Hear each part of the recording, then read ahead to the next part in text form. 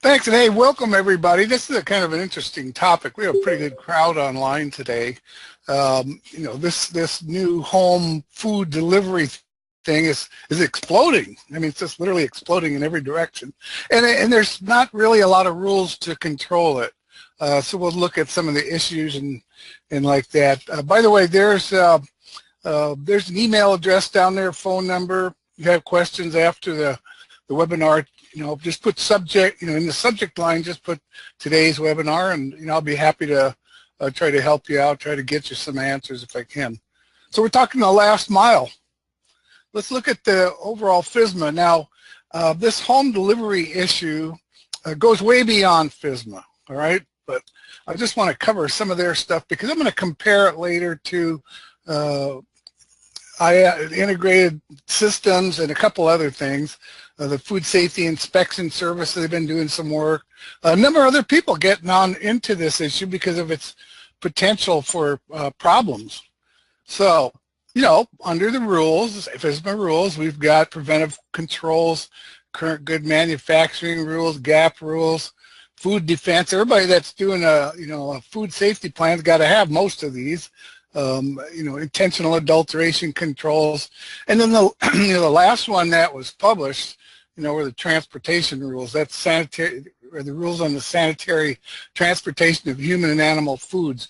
Office of Management and Budget, says that it's going to cost you about $1,800 a company, if you're like a carrier or a receiver or a shipper in a normal supply chain. Okay, we're going to look at that in a minute.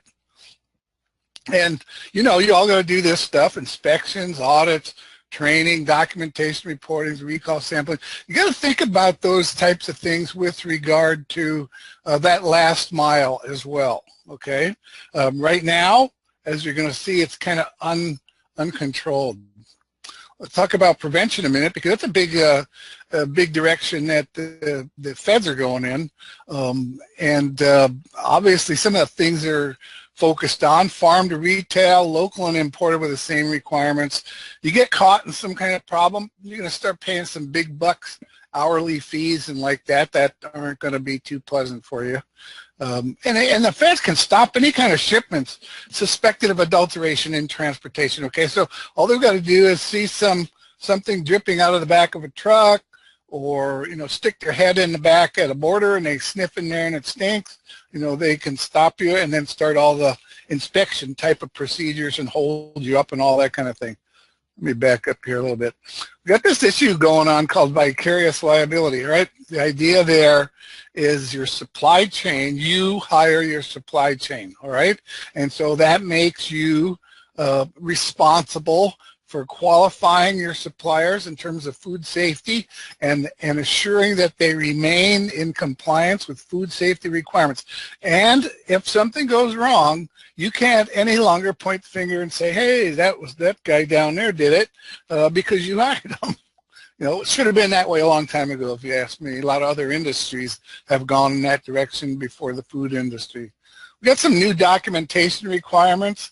To make sure in normal transportation, everybody involved in transportation, that's the loaders, the unloaders, everything touching the food has to be sanitized, tracked, controlled, stored properly, and everything else, right?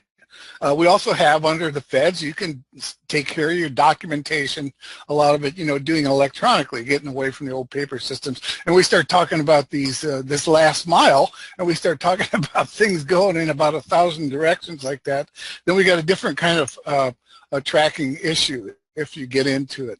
So the feds want you to do a food safety plan, hazard analysis, preventive controls, your monitoring procedures, and other kinds of procedures, verification that your plan has been put in place, and validation, which in this newly evolving industry is becoming a big issue, because a lot of people are doing things, right, but none of them have been validated as being food safe yet.